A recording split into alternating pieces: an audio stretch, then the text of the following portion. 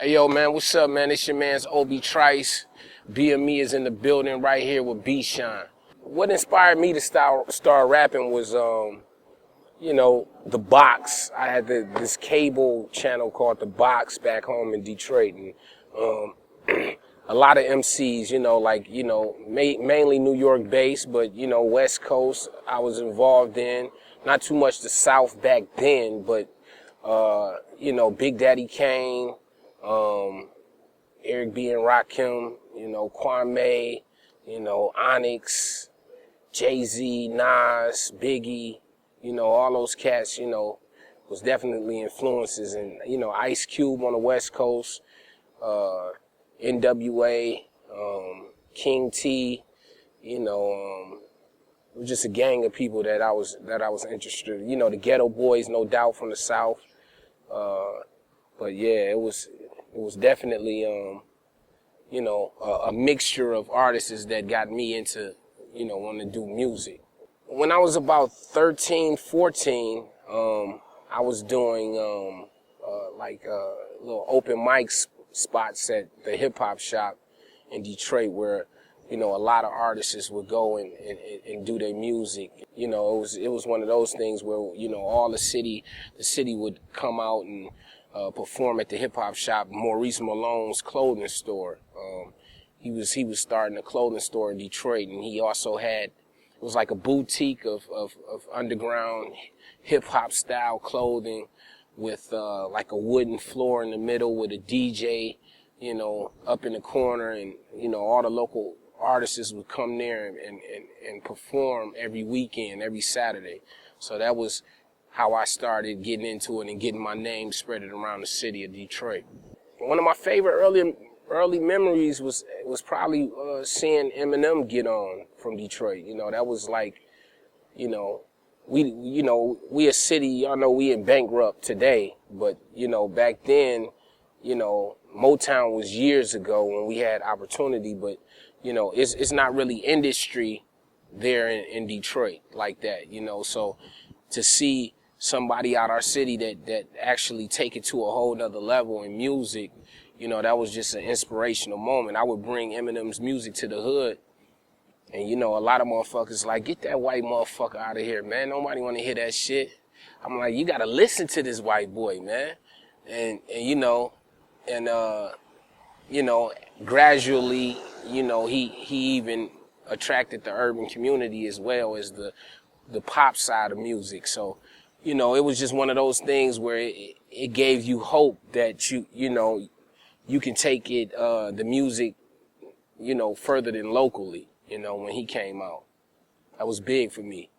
Well, I didn't start really taking rap seriously until I got to be about 21, 22 when I lost when my daughter was born. That's when things started to change for me, like the things started getting real for me. The whole, outlook on life started changing once I had my shorty, but I always been about the music. I always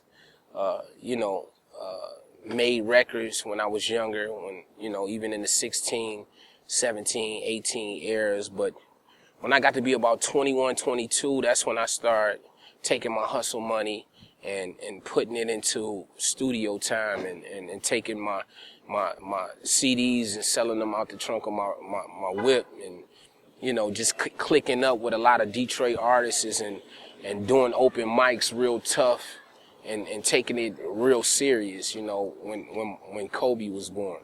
At that moment when they see that you just it's just the premature stage of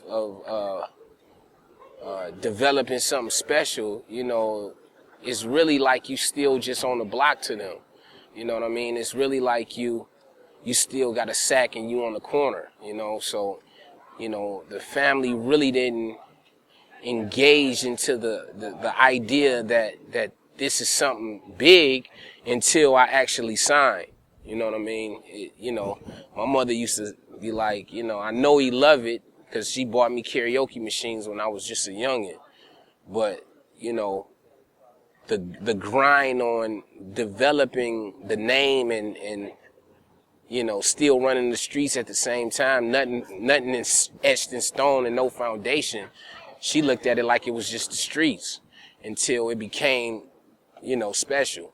I stay inspired by just listening to new cats coming out, looking at the, you know, the way the game is changes and the dynamics of the game and even the business part of the game. You know, I just started my own label in 2010, and, you know, we done been at the bottom again. You know, the shady era left, you know, the Interscope situation with me and Jimmy Iovine and that whole thing where I had to separate from the shady camp.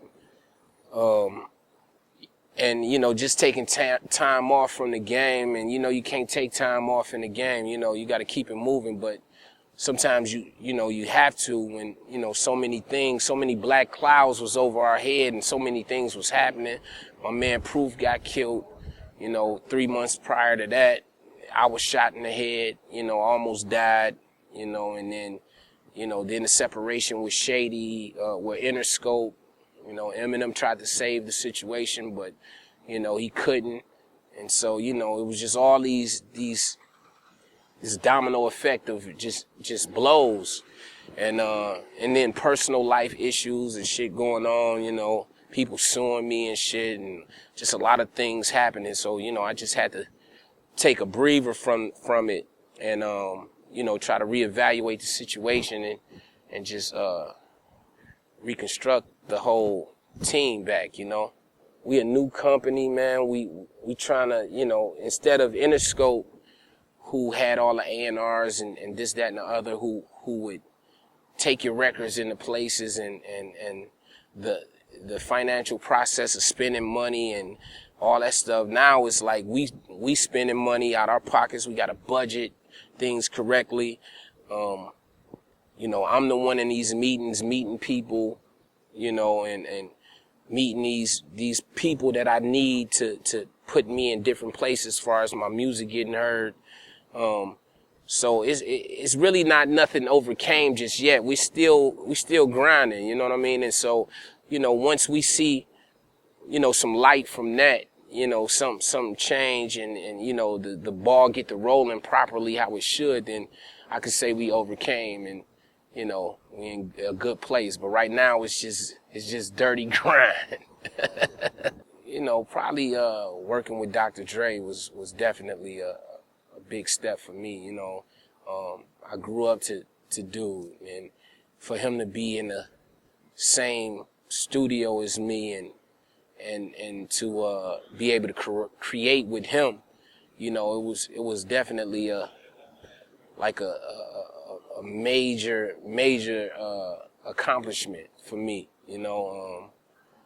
And we worked well together. We enjoyed the studio time and knocked shit out. He was actually on my last album I just put out on my own imprint last year. He produced a joint on there.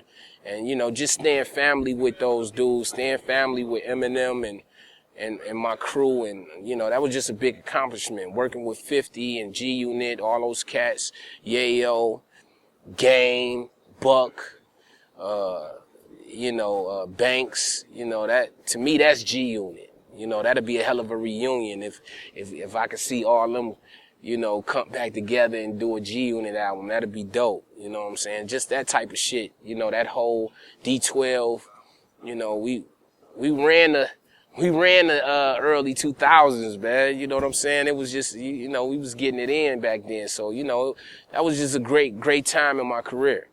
I just want them to remember that it's, you know, a nigga come from the streets, come from the block all day. You know what I'm saying? Majority of us do. You know, I ain't never compromised my integrity of who I am to fit a certain mode of or a certain genre of music, you know. Always been a real nigga from day one with my shit. And, you know, I want to continue to, you know, give that type of effect off in my music. That's what I wanted to go down in history as. Real music from a real person that really do the shit. You know, not not nothing made up, you know what I'm saying? Nothing, you know, I mean, we all got our issues, but nothing crazy, nothing out the way, nothing fake. You know, do your history on Obie Trice. Go to Detroit and do your history.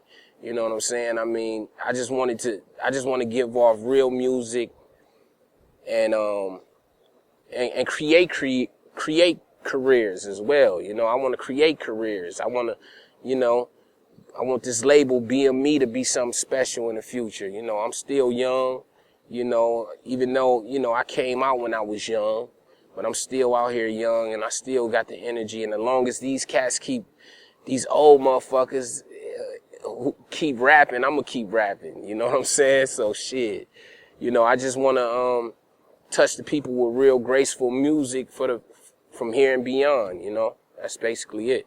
You can reach me on Twitter at Real Obie Trice on Twitter, Real Obie Trice on IG, and the album Bottoms Up, 2012's Bottoms Up is at iTunes right now. If you ain't get that, go cop that. The new album, The Hangover, is coming into August, September on iTunes in the store near you. So make sure y'all get that. This is like my 10th anniversary thing, even though, you know, this would be my 4th album. But, you know, I came out in 03. It's 13 now, so we gonna put a nice little package with DVD of unseen footage of all the shady shit that I've been through with this record. So, you know, it's gonna be a special type of album, The Hangover. So look forward to it.